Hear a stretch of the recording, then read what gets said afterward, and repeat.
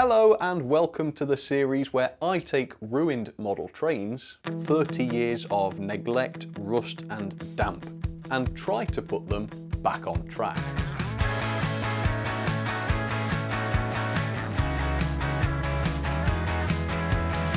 If I succeed, then they'll work again. Oh, thank goodness. So it's going to work by the looks of things. But if I fail, they'll be left to the mercy of the evil Scrapman.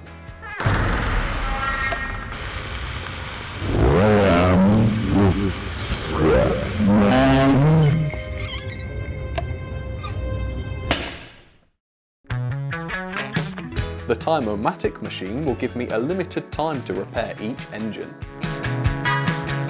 If a Loco still doesn't work when the time runs out, the Scrapman will come knocking. Welcome to Salvage or Scrap. Without any further ado, it's time to introduce those long-suffering Locos who have sadly run out of steam. As you can see, I'm down to the last 3 scrappers now, but I have saved some of the most challenging engines until last. Today's patient is a classic 1970s Hornby Class A3 Flying Scotsman, complete with a firebox glow. This engine cost me £28, so let's take a closer look and find out what it is I'll be dealing with. So this looks rough. I mean, it's incredibly dirty and not the realistic kind either.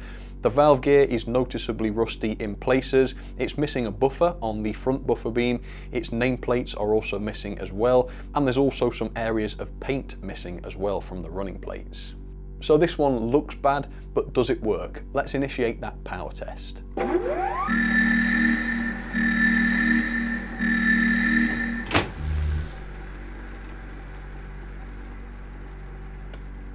Okay, so it really seems like it's trying to move, but it's clearly not meeting the standard, so this is going to need a complete overhaul from the ground up. So let's find out how long I've got to bring this engine back up to scratch. Time-O-Matic, if you will. Okay, 50 minutes, thank you for that, Time-O-Matic. And any special requests from the Time-O-Matic today?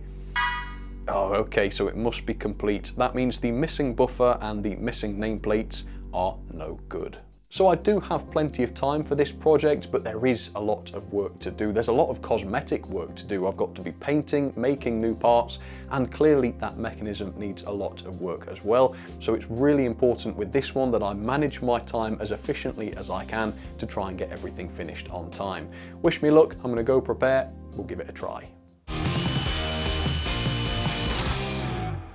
Remember, my rule says that I'm not allowed to shop online for any replacement parts. I can use what I've already got in my stores, and I can 3D print brand new parts, but if I do, they must be printed within the time limit. All right, I'm feeling the nerves over this one. So much work to do in 50 minutes. Anyway, Time-O-Matic, are you ready? 3, 2, 1. 50 minutes, let's get this train back on the track. Well, as I say, this Loco does have to be complete, which means the missing buffer is no good. So I've got a buffer design on the memory stick. We'll begin with that. Let's see here. It's going to be a set of 4 because obviously I'm not going to be able to duplicate the exact same buffer that Triang or Hornby used on their Flying Scotsman. With that, I'm pulling out all the remaining buffers so that I can replace every buffer on the model in order to make them match. Maybe I'll feed them to the Scrapman, maybe he'll enjoy those. Also, to fix the nameplates that are missing, I have designed these. These are Flying Scotsman nameplates. I've done the sort of classic black Flying Scotsman with a copper coloured text or whatever it is, so hopefully that will look pretty good. I'm going to pull off the safety valves. In fact, I'll use these to pull the safety valves off because I'll want to shine those up a little bit.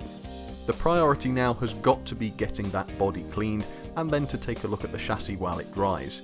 Only once the body is dry can I start painting it. So, body off, there we go. There's a first look at the mechanism, more on that in a little while. Wow, this body is absolutely awful. Right, tender body 2 of course needs some TLC. Let's go and clean these, I'll be back in just a second. It's a really simple body. I've taken off the separately fitted parts So that means I don't have to worry about catching details. I can go really rough with this if I want to, and I can just focus on getting rid of all that disgusting, disgusting dirt. Okay, leave that to suffer for a second. Let's do the tender body. Let's get some soap all over this, plenty of soap. How does it look? It's looking pretty good. Okay, quick, let's get that heater turned on. Bodies, and heat. Timer-matic, how am I doing? 43 minutes left. The buffers are starting to take shape. I can't see any problem with that. That's saying 7 minutes left on the buffers, so we'll check in with that in another 7 minutes. Time to draw my attention to the chassis then, which does have the light installed. I would dearly love to install an LED on that, but just don't have the time. So let's pull the motor out. Oh, I'm tired already. Okay, there we go, that's the motor out. Let's start by servicing the motor then. This is the standard motor service. It starts by cleaning up the two brushes, getting all the filth off those, then inspecting the conductive brush spring, and finally cleaning that all-important commutator. And I've got to say, the motor looks to be in surprisingly good shape. I don't even need to use the wire wheel on the commutator, so a little bit of good old-fashioned elbow grease should be enough to do the job. Nice. Okay, I'm going to use a needle to clean out the gaps in the commutator. Okay, a little bit of oil at the back, a little bit of oil at the front. Work that around. Oh, that motor is delicious. It is delicious, delicious, delicious. The magnet does feel pretty weak though, so I'm calling in on my old friend, the remagnetizer. Okay, remagnetized. So this brings the strength of the magnet back up to what it used to be. Oh yeah, look at that. And that means that the motor will work a bit more efficiently. Well, it looks pretty good, but does it run? There it is. It works. Right, now, I've got to somehow clean this chassis up. The chassis is looking drastically filthy, so I'm resorting to an equally drastic measure to get it clean again. Get all the rubbish off it. I've got the valve gear falling to pieces on me, as you can see. Got this bit dangling. Now this will need to be glued back in place eventually, but that shouldn't be an issue. We'll take a look at the pickups and clean and oil the axles, and hopefully that will bring this chassis a little bit closer to actually working properly again. I've just heard the 3D printer finish, so hopefully that means I've got some buffers. As soon as I've got a second to go and check those, I will do. The axles do look a little bit dirty, but of course it is important that they are clean because they're needed to conduct. There seems to be a serious problem with one of the wheels. There's a noticeable wobble and a possible quartering issue. It might not be possible to fix this in such a short time. Yeah, that isn't too good actually. It's looking a bit dodgy. But if it works, it might be okay. Now that failed valve gear needs seeing to, so I'm using just a spot of super glue to try and hold it in place, and while it dries, it's time to check in with those new buffers. Okay, how are these buffers looking? Let's take a look and see. Okay, yep, they're looking fine. And let's pull the buffers off the plate. There's 1, 2 for the Loco, 1 and 2 for the tender. So it's just a case of twisting these in my fingers to get rid of the flashing. It's technically not flashing, but it's effectively the same stuff. Time to make those coupling and connecting rods shine. Only a few of them are rusty, but quite a few of them have lost their shine, so I'm going to give them all a good seeing to, so that hopefully they all look the same. Okay. Well, it's just a quick one, but that has gotten off the rust, the visible rust, which is what had to go, so that's fine if you ask me. Right, so I'm going to lubricate the valve gear now and then start to reassemble the mechanism, hopefully. Let's get the motor back in situ, screw that back in place, and let's give this a little bit of juice and see if the thing's actually going to work. I don't know, there's quite a bit of resistance in that wheel set, which is kind of normal for Locos of this era, but yeah, I've seen better. At first glance, things look fantastic, so it's going to work by the looks of things. But there's a problem. It's only working in reverse. Forwards, it's almost completely dead. This is not good. There's something not quite right. Well, obviously I don't have time for this, so I'm pulling out the motor to take another look. Oh yeah, there is a real tight spot there somehow. Yeah, I don't know, I think there's a quartering issue, but I'm gonna have to just risk it and put this back together and hope that it's gonna just work. That's a really bad sign. I don't know if this one is going to go to the Scrapman or not. If this gets tested forwards, it ain't going to work.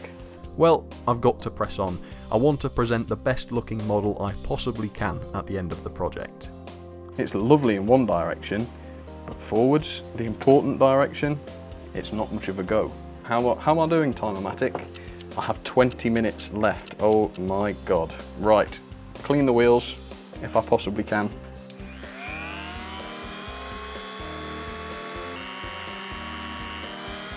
Right, I've done all I can do mechanically, so it's time now to take care of those cosmetics. I will fit buffers, I'll shine up the safety valves, I will finish this off as best I possibly can. Hopefully the Loco will look like new when I've finished. Whether it's going to run like new is looking very, very, very unlikely now, and that's a great shame. Right, so 3D printed buffers, hopefully these will actually fit. The buffers are looking fantastic and I'm really happy with the way those look. So there we go, the Loco now has buffers and they look pretty good. I'm quite pleased with those. And the tender, oh, it's the chassis that takes the buffers, it's fitted in there. So technically we can say this is complete. Right, now I'm giving these safety valves a good clean. I often find that when little insignificant parts like this look good, they can actually give the whole model a lift. Okay, perfect. Those safety valves look really nice and shiny now, that's awesome. Right, let's get those in place. How is the body looking? The body's looking pretty good.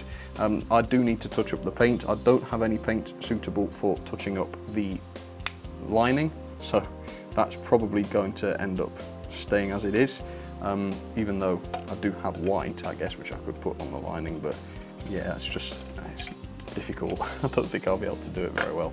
Right, nameplates. So this is the part that I'm dreading because I'm really not very good. I'm good with my hands, but I'm not so good at cutting stuff out. So I've got 4 of these nameplates. I really haven't got time to cut 4 of them out, so if I can get them right first time, that would be really amazing, but we'll try, I will try. Oh God, I'm useless at this. Okay, well it's far from perfect, but it doesn't look too bad if you ask me. Is it going to fit on the body? Let's do it. Hopefully this nameplate will go on and stay on. That's actually really good. Gosh, look at that. It looks so much better than these sort of red ones that they use. Well, to say how bad I usually am at this, they've actually turned out looking okay. Oh, it's quite satisfying painting glue. Here it goes. Okay, so it's just a case now of getting this body back onto this horrible chassis. Okay, let me screw that on, and then I'll get my black paint and I will see what I can do. Probably not a great deal, but I'm hoping to be able to cover up some of those horrible cosmetic injuries. Right, I've got about 10 minutes left. It's a failure, and I'm pretty sure the Scrapman's going to get it, but it's going to leave my workshop looking decent. That's what I've decided. Okay. This is the really dangerous part. There are only a few things I should never do, but painting is definitely one of them. This horribly cosmetically damaged running plate. Does that mean the Loco's being dropped? Because there's all sorts of paint missing around here. Let's flip it around then. Oh, the chimney is missing a bit of paint. Why is it always the chimney that misses paint? I'm guessing it's because it's an extremity that sticks out. Got to be careful where I put my hands now, and I'm awful for that. That's one of the worst things I do. I think I've already put my fingers in it. Okay, I think that's all I have time for. There we go, 8 minutes left. Got to turn my attention now to the tender. It does look amazing, I must say. It looks absolutely amazing, that Loco. Such a shame that it's not actually going to work as it should. But what can you do? Not a lot. Well, not a lot in the 7 remaining minutes that I've got. Thanks for that one, Time-O-Matic machine. Haven't had time to clean the chassis much, so I might just go over that with a cotton bud once the wheels are cleaned. I've also noticed that the coupling is missing on the back of the tender. I've been able to find this. This is a replacement coupling. It doesn't actually have a coupling hook on board.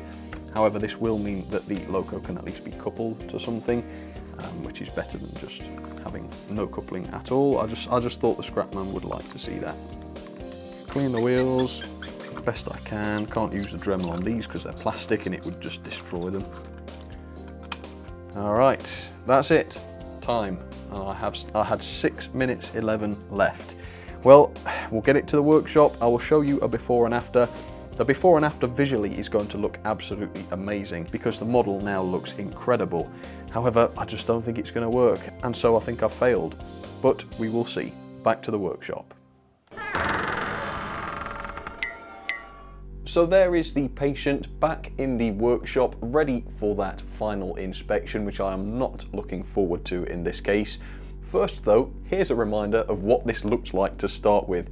It was absolutely ditched. It was filthy, bits of the valve gear had rust on them, it was missing a buffer, the nameplates were gone, there was paintwork chipped off the running plate, and the performance was an absolute no-go. It just wasn't working properly at all.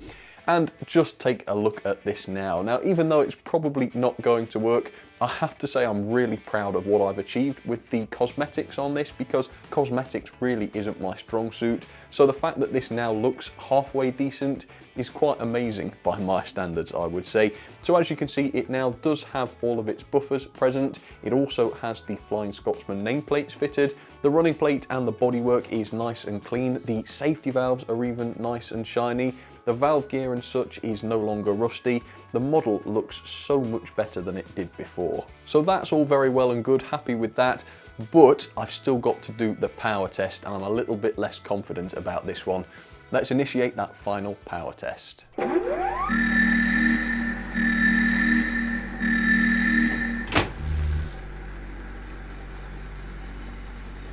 Okay, so we know this works backwards.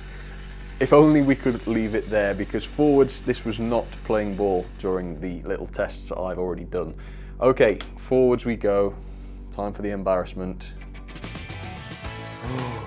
What? How is that possible? I mean, it's not the greatest runner, okay, and I can see that the rolling road underneath the first wheel is wibbling all over the place.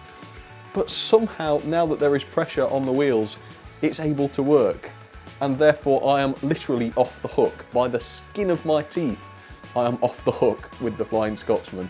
It's not a great runner by any means, but it is actually working. Look at that. So I think I can just about say that this was a successful salvage, and that the Loco is safe from the evil Scrapman, but only just.